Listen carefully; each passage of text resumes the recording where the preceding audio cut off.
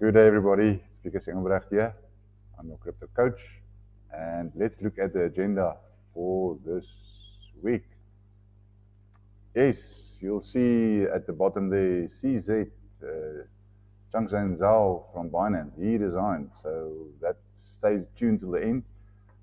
But in our lineup, we have Singapore Central Bank. They're busy with the tokenization exercise.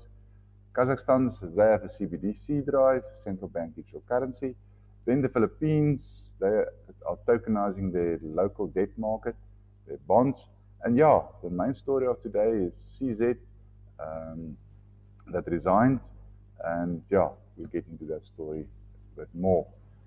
So, but I just want to remind you, if you find value in this content, please remember to like and subscribe, hit the notification bell, comment, and share with your family, friends, and colleagues.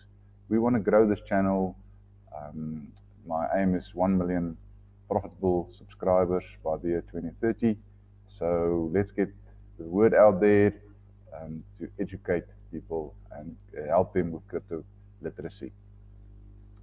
So, and also please remember, if you're watching this video and you want this video and my newsletter, my fortnightly weekly newsletter sent to your inbox, just subscribe. I'll put a link in the description. Just put your link there and I'll send you this video and my newsletter to you in your inbox. So yeah, let's start with the Singapore. Their central bank, they're testing tokenization. So the Monetary Authority of Singapore, or MAS, they are starting tokenization test cases, along with major finance players like JP Morgan, DBS, and BNY Mellon. So the tests will examine bilateral digital asset trades, foreign currency payments, multi-currency clearing and settlement, fund management, and automated portfolio balancing. So this project, or this whole initiative, is part of a project called Guardian, and it's a policymaker group that includes Japan's Financial Services Agency, UK's Financial Conduct Authority, and the Swiss Financial Market Supervisory Authority to advance asset tokenization. Also part of this project, JP Morgan and Apollo have carried out a proof of concept to demonstrate how asset managers could tokenize funds on the blockchain. So this was part of the project. So you'll see more and more banks working together across national borders to get this concept, tokenization, to get it going. You'll see more and more governments starting to CBDC, and that's our next topic, is you'll see institutions working together, you're seeing governments working together. So the take-up in the crypto concepts, like tokenization, they see the use case, the banks see the use case, the government see the use case. You'll see more and more of these feedback events happening globally. That feeds into our next insert, which is Kazakhstan's. They are busy with their CBDC drive. They kicked off their retail-based focus CBDC pilot. They've already studied CBDC since 2021.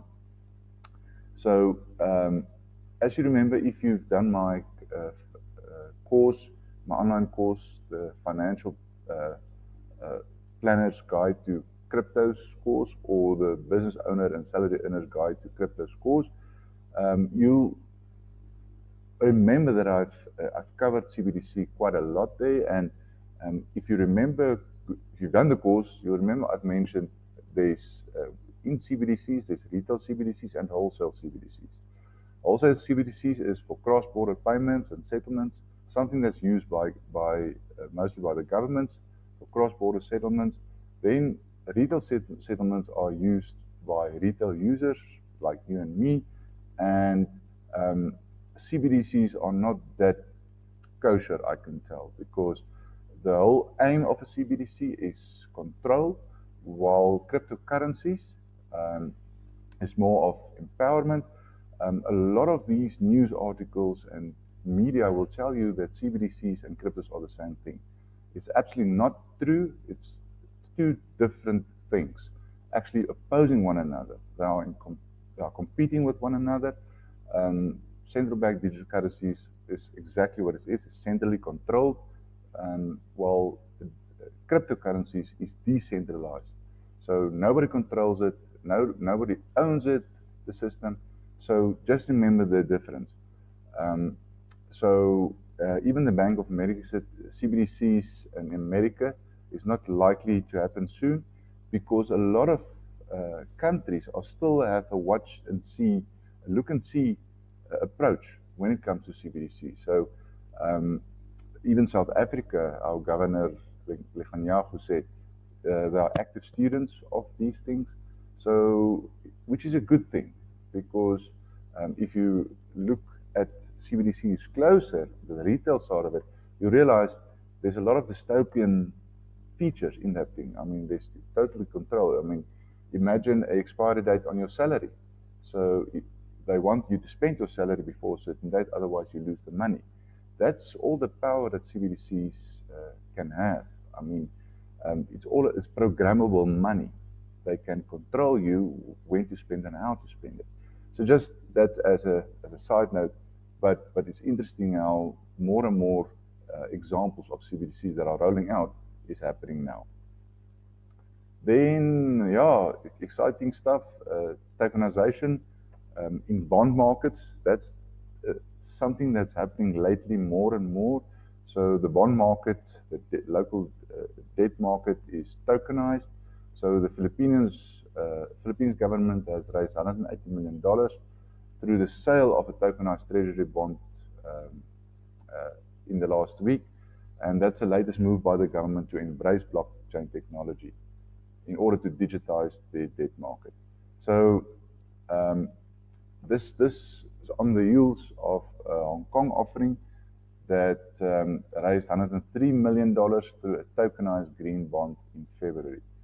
So the Philippines Bureau of the Treasury intends to confirm the interest rate on the one-year bond on November the 20th, with the issue and settlement date set for the November 22nd.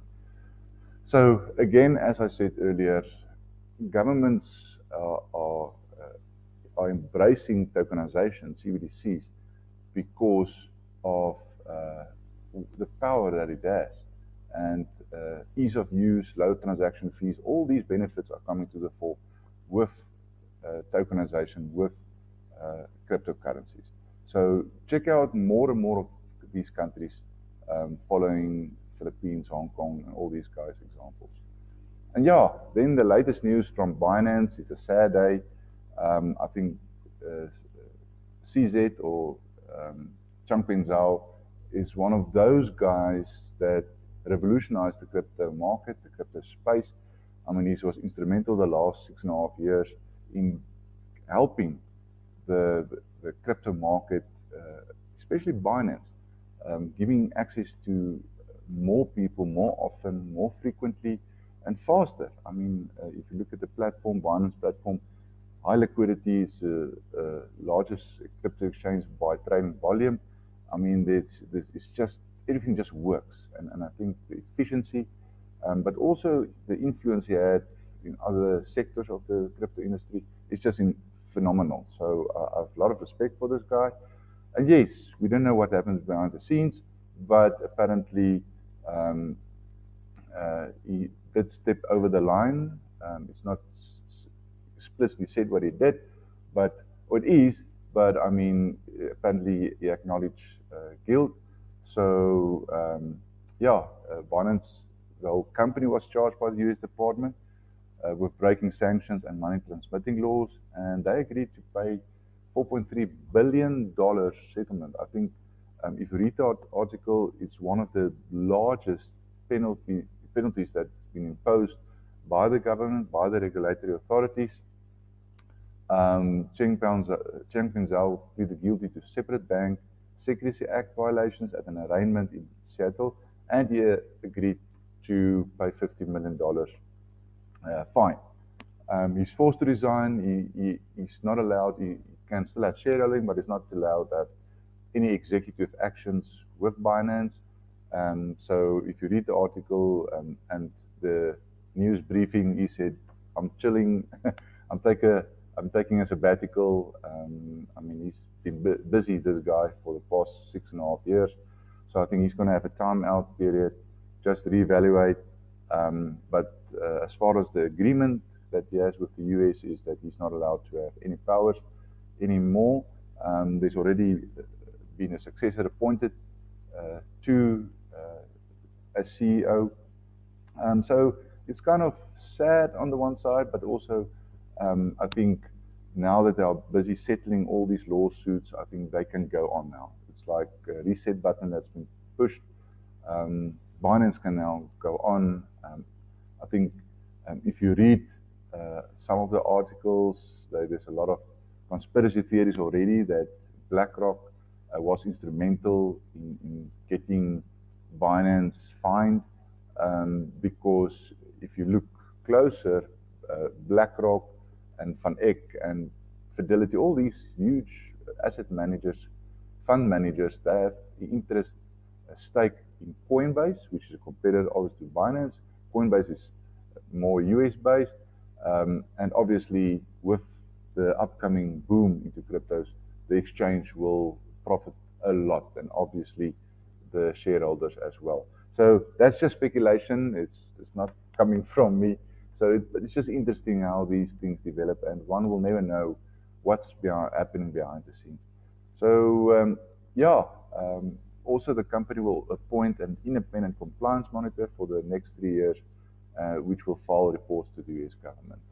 I think, yeah, maybe the admission of guilt will put the sins of Binance behind, and the next management structure can then just focus on growing this company more into the future.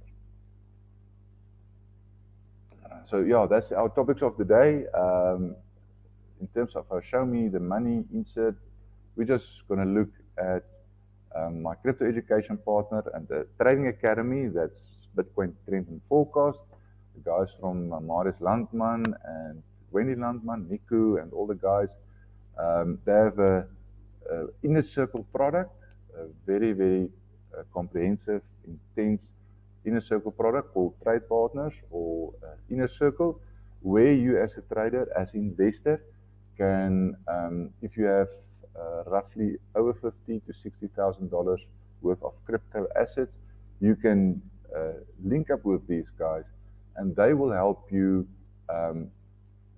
give you the insights in what is happening and when it's going to happen. They will help you with your trades. It's almost like having them on speed dial. It's a very personalized, customized solution for investors that needs a lot of hand-holding. So this is ideal for if you want to grow your cryptos, not just hold on for dear life. You want to grow it in the next 3, 5, 10 years. This is the product to look out for. And if everything that I said now in terms of tokenization, CBDCs is way beyond over your head, maybe check out for our membership offer. That's my offer where I help grow the community with timeless and relevant crypto education. The whole aim is to provide more information, more frequent, in bite-sized chunks, so that you can hear more often about cryptos in small chunks. So, because here's the truth. A while ago, a few years ago, you could just do an online course quickly about cryptos, watch a few YouTube videos, and you would have been in the know. You would have been updated. But since the advent of DeFi and NFTs and the metaverse and all those things, it's impossible just to have all the information in one online course.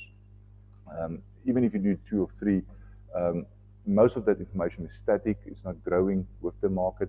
That's why I've started a weekly training with my membership, for my members, where I coach and teach them the concepts, new ideas, like you get now crypto trading insurance, you get real world assets, they call it RWA. How do you put real world assets like equities on the blockchain? That's called real world asset. So all those type of things that you need to know about, I teach in this weekly training. Also, I have live webinars with um, very influential people in the crypto market, people that's been where we want to be. So these are things I want to get through to our members base, I'm very excited about this. It's earn as you learn. It's a dynamic way of teaching.